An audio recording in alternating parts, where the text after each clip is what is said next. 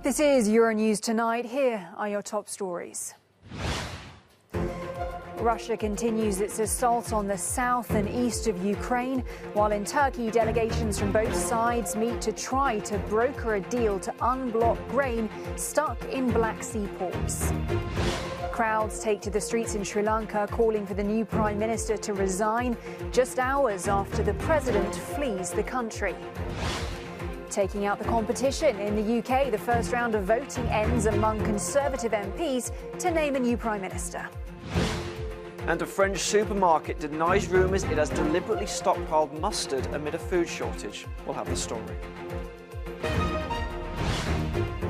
I'm Helena Humphrey. It is good to have you with us. Sustained Russian airstrikes have ravaged Ukraine's eastern town of Bakhmut in what one Ukrainian reporter described as Moscow's attempt to sweep the town off the earth. Elsewhere, at least 5 people have been killed in Russian shelling in the port city of Mykolaiv. One person's confirmed dead following airstrikes in Kharkiv to the north. We're closely monitoring the situation on the ground across Ukraine. For us is our correspondent Sasha Vakalina. Sasha, we've started to hear a lot more talk now about Ukrainians in the south mounting a counter-offensive, but just taking into account the state of play, how things are developing on the ground, how realistic is that? Well, I think it's fair to say that they have started their counteroffensive when it comes to Ukrainian forces, and there was a warning from the authorities in Kiev asking all the residents of the 2 regions of Kherson region and the region of Zaporizhia to evacuate as soon as they can. If they cannot evacuate, to make sure that they have enough of water and food and they have a bomb shelter nearby to be able to shelter there. So it's fair to say that this has started already. Now, what we have been seeing in the past couple of days and weeks now is, of course, with the arrival of the Western weapons to Ukraine, Ukrainian army is increasingly destroying the ammunition depots, and this was the example in Kherson region just in these past few days. Russian and Ukrainian sources reported that Ukrainian strikes killed multiple Russian officers there in Kherson city. This was also confirmed by the Institute for the Study of War. Now, Russia indeed responds with heavy shelling, and this is something we have been seeing in the regions of Kharkiv. We have been seeing this in Mykolaiv and a lot across the region of Donetsk. In the south, moving from Mykolaiv towards the south as well, this is what we have been seeing in the region of Zaporizhia as well. Now, Zaporizhia region is occupied by Russians of 80% of this region, not the city itself of Zaporizhia, but today there were 2 missile strikes in Zaporizhia. They hit industrial factory this afternoon. This is the way Russia is responding to the Ukrainian counteroffensive that has started already. All right, Sasha Vakalina there as ever, keeping us up to date with the situation across Russia, the movements on the ground. Sasha, thank you so much. Meanwhile, Ukraine's Foreign Minister Dmytro Kuleba said that a deal to unblock grain from Black Sea ports is just 2 steps away. It comes as delegations from Russia, Ukraine and Turkey are meeting UN officials in Istanbul to discuss grain exports amid global food crisis fears. Now, Russia's Interfax news agency cited Kremlin officials as saying that Moscow was willing to allow foreign vessels to resume operations, but Russia's previously insisted this would depend on the relaxing of Western sanctions. Well, Alyssa de Carbonel is the Deputy Director of Europe at the International Crisis Group. She's got a focus on Russia, Ukraine, Turkey and the Caucasus. Alyssa, great to have you with us. Ahead of these talks yesterday, we heard from the UN Secretary-General, Antonio Guterres. He was speaking to reporters. He said, we're working hard, but, you know, there's still a way to go. Is that a diplomatic way of saying, essentially, this grain isn't going to get out of those Black Sea ports anytime soon? Well, I mean, there's a lot of hope riding on these talks because the stakes couldn't be higher. A failure could really intensify the food crisis that's already been felt across the world. But they have been locked in these talks for months now with little success. These are the first talks. So it's good to see that delegations from the 3 countries are meeting with diplomats from the UN to try to get these millions of tons of wheat that are stuck in Ukraine exported. But as you say, the UN chief has played down the idea of a breakthrough today because, quite frankly, the plan which is under discussion would require a tremendous level of trust between Ukraine and Russia, which isn't there at the moment. And that trust is needed not only to reach an agreement, but to implement some of the deals that are being discussed. I want to ask you more about that point. trust, as you say, because one plan that was raised prior to these talks essentially would be Ukrainian vessels guiding ships in and out with grain, and that Russia would have to agree to a truce. But my question is, when it comes to these kind of ships, particularly commercial ones, would they want to put themselves at that kind of risk? So, no, that's an excellent question. Even if there is a deal reached to allow for Ukrainian vessels to export grain ships out, because they haven't agreed to demine the whole area. There's no trust, again, there that Russia will not stage an attack if they were to do so. There are huge issues over insurance, over what kind of companies would be able to work in that kind of environment. And then there are also questions over who would check the vessels. One of the sticking points in discussions, as I understand it, is a desire by Russia to also be able to check the vessels that are going in and out when Turkey has offered to do so. So all of these questions are incredibly complicated at a time when the fighting is raging and there's a blame game going back and forth over who is to blame for the food crisis in the world at the moment. As you say, it is just all so delicate right now, but I do want to ask a question as well about Turkey's role here in brokering, because we do know that Erdogan is set to meet with President Putin soon. And so I think there do have to be questions here about its ability to mediate and what can we expect? I mean, what do you think about that? So, I mean, Turkey has had an incredibly interesting role since the beginning of the crisis. It's got very pragmatic relationship with Putin. Erdogan and Putin relationship has been there for a long time, even though they are on opposite sides of many conflicts in the world. And then, of course, Turkey did not join the Western sanctions. It's got economic concerns over this conflict, and on the other hand, it has been a NATO member. It has supported the idea of Ukrainian sovereignty and is selling drones to Ukraine. So in this particular moment, the meeting between Putin and Erdogan is the first since the beginning of the crisis. And I think they really are trying to position themselves as a broker, and they have managed some successes. I mean, convening this meeting today or hosting this meeting today is incredibly important. But it's going to be this balancing act that is really hard to keep going, I think, increasingly going forward. All right, perhaps more questions than answers at this stage, but nevertheless, Alyssa de Carbonell, we very much appreciate your analysis and being with us on Euronews tonight. Thank you, Alyssa. Thank you. Well, turning now to Sri Lanka, where President Gotabaya Rajapaksa has fled the country without resigning, throwing the country into further political turmoil. Before leaving on a military jet for the Maldives, Rajapaksa appointed his Prime Minister, Ranil Wickremesinghe, as acting president. Now, Wickremesinghe then immediately declared a state of emergency. Protests and unrest have engulfed the country for days as Sri Lankans face food and medicine shortages, as well as frequent power cuts. Protesters stormed the president's residence last week, and now government offices and the studios of the Sri Lankan national broadcaster. Well, Alan Keenan joins me now. He's a senior consultant at the International Crisis Group. He has a focus on Sri Lanka. Thank you for being back with us here on Euronews tonight. So as we were just mentioning, this situation where the president has fled but not yet resigned, a prime minister who was due to resign but has been named president, and then calling a state of nationwide emergency. So how dangerous do you perceive the current situation to be? Well, it's gotten extremely tense just in the last 24 hours, I think. Everyone was hoping that Gotabaya would resign by today. There's just a few hours left of today in Sri Lanka, so perhaps he still will. But I think a lot of people were caught by surprise by Ranil Wickremesinghe taking up the role of acting president. Both have been the chief targets of the months-long peaceful protest campaign. They've demanded that Gotabaya Rajapaksa resign, but also once Ranil Wickremesinghe took over as prime minister in May, they've also wanted him out because he's seen as clearly protecting the interests and forwarding the agenda of the Rajapaksas.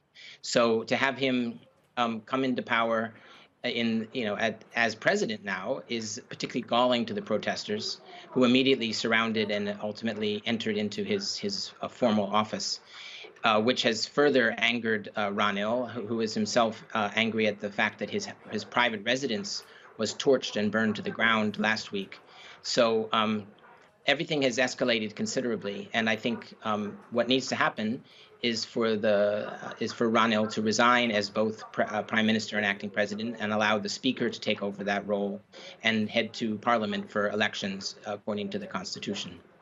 How likely do you think that is that actually happens? Well, I'm still hopeful it will sometime in the coming days. The Parliament Speaker has scheduled a session on Friday and has scheduled a vote on next Wednesday, the 20th. And I think already the parties are jockeying and comparing notes and trying to make deals about who might be able to win a majority to become the president and then to help form a government. So I think there's still that chance. What's particularly risky, however, is I think there's signs that Ranil Wickremesinghe is so angry at the protesters and sees them as such a threat. Earlier today he called them fascists, which is a gross exaggeration, I think, of their behavior, which has been largely peaceful. He may be so angry that he's looking for a fight. And I think the military may be tempted, if they feel they have the backing from the state, from the politicians, might be willing to escalate their attempts to shut down the protests, i.e. they might start firing live ammunition, which would be extremely dangerous and would escalate the situation even further. OK, Alan Keenan, the senior consultant at the International Crisis Group with a focus on Sri Lanka. Great to have you with us. Thank you. Well, US President Joe Biden has arrived in Tel Aviv at the start of a three-day trip to the Middle East, his first to the region since taking office. Now, after 2 days of talks with Israeli leaders, he'll visit Palestinian President Mahmoud Abbas in the West Bank on Friday before heading to Saudi Arabia and a meeting of Gulf allies. Now, the trip is aimed at promoting stability and countering Iranian and Russian influence in the region. Biden is also hoping to persuade Riyadh to increase oil production and help lower global energy prices. Well, just 1 year ago, you may remember that Belgium was hit hard by severe floods, and now, 12 months later, many locals are still unable to rebuild what they lost. Pedro Sacadura reports. Still longing for peace after the storm from a year ago. Eastern Belgium's traumatized communities are struggling to recover from the floods that killed up to 40 people. In hard-hit Chenay, Liège city district, Marie, who wants to remain anonymous, is still battling to rebuild her house 1 year on since the tragedy. There are problems with insurance companies. Some people were almost forced to sign agreements for almost nothing. I don't want that. I lost everything. I lost a big part of my life. I asked for nothing, so I hope the insurance will take this into account. Donc moi j'ai rien demandé et j'espère que les assurances vont tenir compte de ça. Turning the page as the dust settles is far from easy, though. There's a shortage of construction workers amid skyrocketing prices, support groups say. There are plenty of added problems coming up. We have to bear in mind that we are coming out of COVID, we have the floods, the war in Ukraine. These problems are costing a lot of money to the local authorities. Prices of raw materials have increased too. Destroyed roads, bridges and houses engulfed by water are visible everywhere. In Trouz, thousands were badly affected by the floods, many people even leaving permanently. Further east is Pepinster, where 500 others left. Part of the town centre was completely demolished, with millions of euros now pouring in the hope of brighter days. We've been working hard with the Walloon government to prevent further possible floods that may happen again due to climate change. We've been stretching the Verse riverbed as well, creating temporary immersion areas to cushion the impact of the water when it goes up.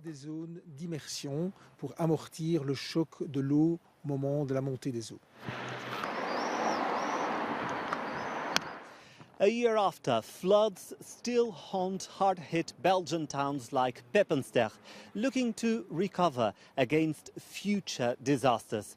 For citizens, this is a wound that will take a long time to heal. Pedro Sacadura, Euronews, Pepinster.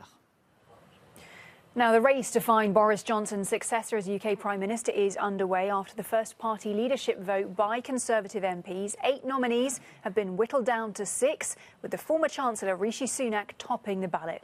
More rounds of voting are expected until just 2 names remain. The candidate with the lowest number of votes will be eliminated at each turn. Well, reporting from London for us is Vinny McAviney. We can cross over to him now. Vinny, good to see you. Voting just closed in that first runoff. Bookies' favourite, Rishi Sunak, coming out leading that poll. Surprising vote, perhaps, though, with Penny Mordaunt in second. So what's got people behind her?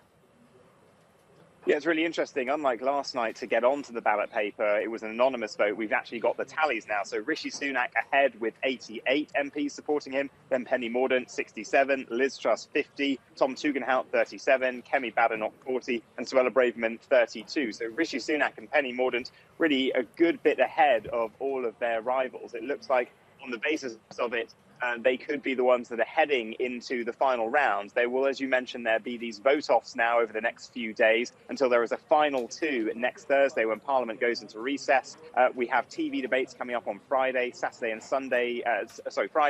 Monday night, which will help MPs make up their mind about who they want to back. And when they have narrowed the list down to that final 2, it's then out of MPs' hands. And the 2 candidates will spend all of August basically going around the country, doing local hustings, trying to get the votes of around 180,000 Conservative Party members across this country to back them on that decision. Then we'll get the results on the 5th of September. So a country of 65 million getting no choice, really, in who is our next Prime Minister. It is just that 160,000 group within this nation. Exactly. We're also hearing about the tabling of a confidence vote from the Conservatives, I stress, next week. Why? Well, this was a tactical move in Parliament. Labour had decided that they were going to put this down to try to topple the government. They obviously don't have the votes, even with all the other opposition parties aligned, to take them down. So the Conservatives have tabled this themselves as a defensive move. They have a majority of around 80. They will comfortably be able to see this challenge off. One interesting fact, though, today, Boris Johnson, we thought he was going to do PMQs next week. It seems, though, he decided that today will be his final PMQs. So some speculation that he might go on a trip somewhere, potentially to Ukraine, see his friend President Zelensky next week, and leave it to his Deputy Prime Minister, Dominic Raab. So there was a bit of a swan song flourish from Boris Johnson today in the House of Commons. Reporting there from London tonight, Vincent McAviney. Vinny, thanks a lot. Well, in the midst of a global mustard shortage, an alleged delivery worker for a French supermarket giant claims that they've been ordered to stockpile jars in order to artificially drive up prices. Matthew in the Cube now has the story. Indeed, Helena, this video has gone viral on French social media ever since it first emerged last week on Facebook. In it, an alleged delivery driver claims to film a number of warehouses where you see jars upon jars of mustard still wrapped in their packaging. The man claims that he's been given orders to stockpile these jars and not deliver them to Carrefour, a well-known French supermarket. Now, the reason this has gone viral is that for weeks now, consumers across Europe have been complaining about a shortage of mustard on supermarket shelves. And some people are now using this video to claim, without evidence, that the French government might be trying to generate inflation and drive up prices by deliberately creating a shortage of mustard when there seemingly isn't one. These claims have been shared by a number of well-known conspiracy theory channels, as well as the noted French actress Véronique Jeunesse. Some people have directed their anger directly at the supermarket in question, sharing this hashtag, #BoycottCarrefour. Now, we don't know exactly where that original video came from, but Carrefour themselves have issued a swift response.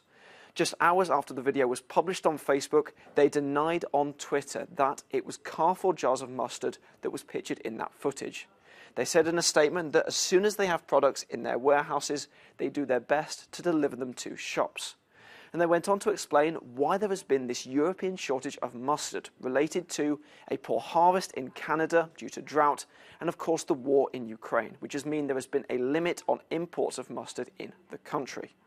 And what's more, Helena, speaking to French media, the manufacturer of the mustard that you saw in that video has also said that the footage is fake news. They say that this was an example of a stock order of mustard, a large order from one company that was due to be delivered over a number of days. They say there is no evidence of any deliberate stockpiling. Well, Matthew, I know you and the team were keen as mustard, should I say, to get that story on today, so thanks for bringing it to us. A team of volunteers in southern Denmark are helping to restore beds of seagrass in one of the country's iconic fjords after nearly 3 decades of neglect. Tom Hill reports. Underwater plant species are in decline. But now volunteers in Denmark are trying to reverse this trend. Working with the University of Southern Denmark, they're helping to plant new seagrass fields in Vale Fjord, replacing flora that has declined by 90% in 30 years. We still have eelgrass in our fjord, but not that much. But we can take and transplant from the good areas into the remaining desert part of the fjord. As soon as you've put down a shoot, something moves into it, whether it being little shrimps or little gobies or blennies or like needlefish. So nature is really calling for structure. It's painstaking work, and the project relies on volunteer divers. They swim to the areas where new growth is needed and plant new shoots. Climate change can be very hard to think about and to know. It's like out of your hands, and people don't know how to do anything about it. And this is like a practical approach, so we can bring people out here and say this actually helps. The discharge of wastewater into Vale Fjord, including from food factories and farms, is blamed for the severe decline of seagrasses in this area. Tom Hill, Euronews. We leave you now with a no comment from New York, where the dazzling images of the James Webb Space Telescope adorned the huge screens around Times Square. Thanks for watching Euronews Tonight.